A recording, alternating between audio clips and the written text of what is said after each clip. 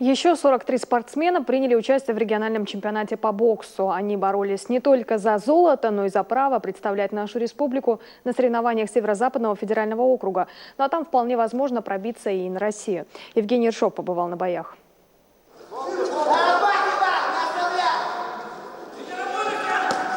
Пробивная атака, быстрая и хлесткая контратака. Первая встреча чемпионата не сбавляла напор до самого конца боя. Оба спортсмена – представители сыктывкарских школ бокса. Понять, кто лидер этого спарринга, до последнего было невозможно. Но все-таки боец в красном углу немного оказался напористей и поточней. Первый бой всегда, конечно, трудный. Вкатываться в соревнования очень трудно. Но, надеюсь, после первого боя завтра уже буду нормальным боксером.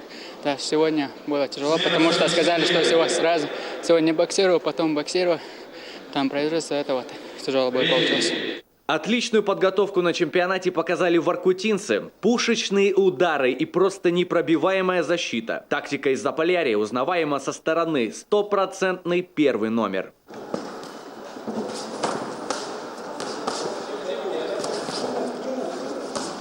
Эксперты говорят, уровень бокса в республике растет. Конечно, не так стремительно, как хотелось бы, но интересные экземпляры есть. Основной упор, конечно же, на молодое поколение. У нас перспектива есть, конечно. У нас, немножко забегая вперед, у нас очень хороший состав 2000-2001 год. Не исключена возможность, что у нас будет первенство России в 2017 году в городе Сыктывкаре.